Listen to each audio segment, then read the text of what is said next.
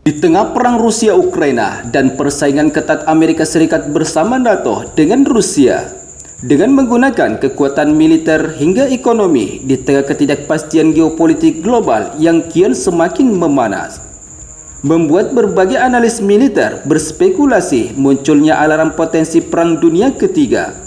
Mengingat Barat dan NATO menjadi negara yang selalu bersaing dengan Rusia dan China untuk melebarkan pengaruh militer mereka di setiap negara konflik ataupun non-konflik di dunia. Hal itu tentunya mengacu pada perang dan konflik di berbagai negara di dunia. Misalkan seperti perang di wilayah Timur Tengah yang terus berkecamuk dan tak terkendali, serta perang Rusia dengan Ukraina yang didukung Amerika Serikat dan beberapa aliansi militer NATO yang kini terus menjadi sorotan dunia internasional. Namun yang juga diklaim oleh beberapa analis militer dapat memicu perang besar antara Amerika Serikat dan NATO dengan Rusia bersama negara sekutunya, yaitu adalah perang Rusia-Ukraina, di mana pasca Rusia memperingatkan Ukraina akan menggunakan senjata rudal balistik jarak jauh NATO. Rusia kemudian menunjukkan posisinya sebagai negara superpower di dunia dengan meluncurkan rudal balistik hipersonik IRBM Oresnik ke wilayah Ukraina. Selain itu, Amerika Serikat dan NATO bahkan secara terang-terangan memberikan bantuan ekonomi dan hingga militer dengan berbagai jenis alutsista agar dapat memenangkan peperangan melawan Rusia. Namun di tengah dukungan Barat terhadap Ukraina, Presiden Rusia Vladimir Putin tidak jarang selalu memperingatkan sekutu Barat pada potensi perang besar dengan melibatkan senjata nuklir mereka.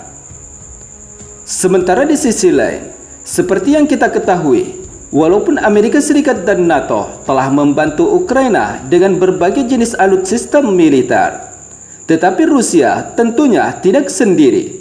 Sebab jika terjadi eskalasi Perang Dunia Ketiga, beberapa negara sekutu Rusia bakal ikut mendukung dengan turut ikut ambil bagian dengan menyuplai berbagai jenis alutsista militer strategis maupun pasukan untuk Rusia. Misalkan saja negara-negara yang aktif memberikan dukungan ekonomi dan militer terhadap Rusia saat ini, yaitu seperti negara Korea Utara, China, Belarus, dan hingga Iran. Seperti yang kita ketahui, Rusia dan Belarus merupakan salah satu negara aliansi militer terkuat Rusia saat ini.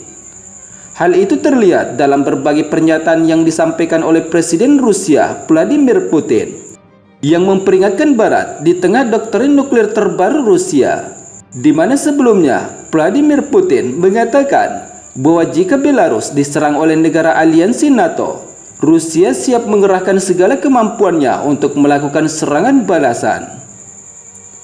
Selain itu, kekuatan hubungan militer Rusia dan Belarus ini juga terlihat, di mana sebelumnya Presiden Belarus Alexander Lukashenko menegaskan bahwa ia siap untuk mengizinkan kembali wilayah negaranya menjadi landasan serangan Rusia ke Ukraina ataupun musuh Rusia.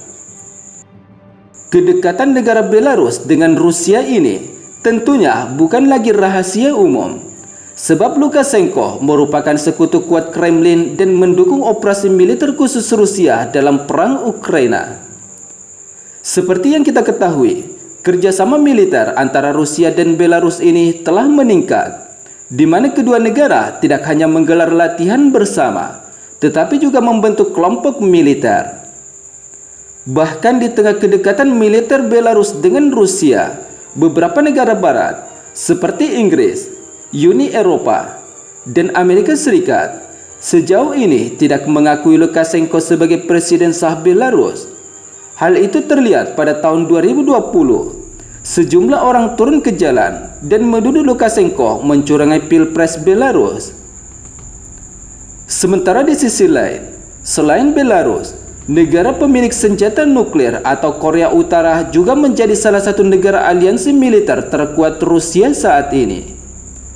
Informasi tersebut terlihat di tengah Amerika Serikat dan negara aliansi NATO memberikan dukungan militer untuk Ukraina.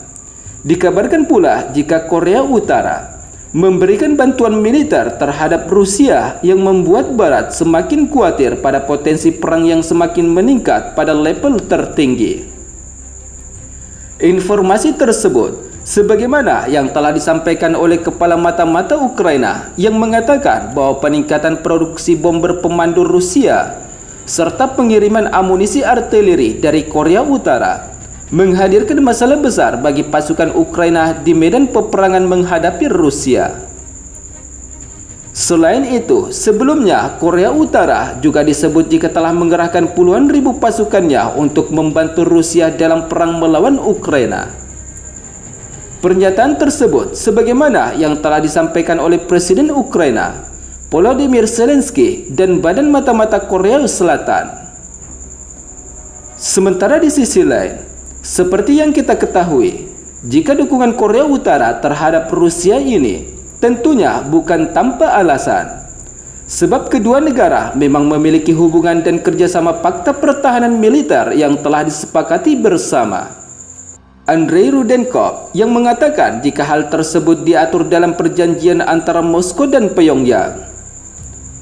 Jika terjadi tindakan agresi terhadap Republik Rakyat Demokratik Korea Utara, semua langkah yang diperlukan akan diambil sesuai dengan undang-undang kami dan juga sesuai dengan undang-undang Korea Utara, ungkap Rudenkov dalam wawancara dengan media TASS yang kami kutip pada 4 Desember 2024. Selain itu, Rudenkov menjelaskan ketentuan mengenai bantuan militer tersebut terdapat dalam perjanjian kemitraan strategis komprehensif antara Rusia dan Korea Utara yang telah diajukan ke Dumai Negara atau Parlemen Rusia untuk diratifikasi sehari sebelumnya. Sementara di sisi lain, selain negara Belarus dan Korea Utara yang memberikan dukungan militer terhadap Rusia, negara Iran juga dikabarkan telah memberikan dukungan militer terhadap Rusia dalam perang Ukraina yang kemudian direspon oleh Amerika Serikat saat mengetahui jika Iran turut mengirim ratusan rudal dan drone tempur ke Rusia. Adapun bantuan rudal-rudal Iran tersebut dikabarkan bakal ditukar dengan pesawat jet tempur Sukhoi Su-35 Rusia sebagai timbal balik kerjasama antara kedua negara. Sementara kekhawatiran Amerika Serikat bersama negara-negara NATO lainnya dengan dukungan Iran terhadap Rusia ini cukup beralasan. Sebab rudal-rudal yang dipasok Iran ke Rusia dapat mengancam Ukraina dan membuat garis pertahanan Ukraina semakin terdesak di tengah perang yang semakin meningkat antara kedua negara. Dengan kemampuan rudal-rudal buatan Iran tersebut, tentunya akan membuat Rusia jadi sangat leluasa meluncurkan rudal atau drone buatan Iran pada target-target vital Ukraina. Sebab rudal andalan Iran ini memiliki kemampuan serangan dengan presisi tinggi dan mampu melesat pada jarak yang jauh ke sisi pertahanan Ukraina.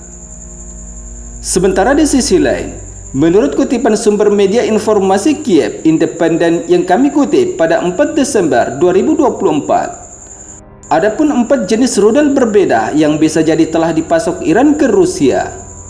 Di antaranya seperti 2 jenis rudal jarak dekat, Ababil dan Fatah 360, dan 2 jenis rudal jarak pendek, Fateh 1110 dan Solfagar, yang tentu saja membuat posisi Rusia dalam perang Ukraina semakin strategis.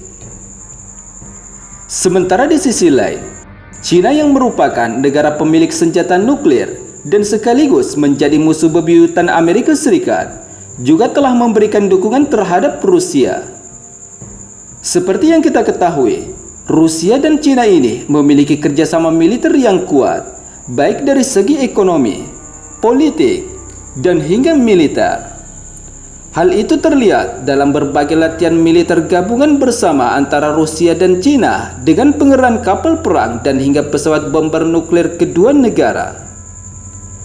Hal itu terlihat di saat China dan Rusia mengirim pesawat pengebom berkemampuan nuklir ke perairan antara Jepang dan Korea Selatan baru-baru ini, yang merupakan negara sekutu perjanjian Amerika Serikat untuk patroli udara strategis gabungan ke-9 mereka pada 29 November 2024. Pengerahan pesawat bomber Rusia dan Cina yang melakukan unjuk kemampuan di sekitar wilayah negara sekutu barat ini disinyalir sebagai gertakan balik Moskow dan Beijing atas pengerahan bomber Amerika Serikat yang melakukan manuver latihan nuklir dengan negara Finlandia yang merupakan salah satu negara sekutu NATO. Sementara menurut laporan media pemerintah Cina, pengerahan armada tempur pesawat bomber ini adalah merupakan yang pertama kalinya melibatkan pesawat bomber H-6N yang merupakan pesawat pengabong udara ke udara pertama yang dilengkapi dengan kemampuan nuklir, di mana dalam latihan tersebut Rusia juga mengerahkan pesawat bomber Tu-95.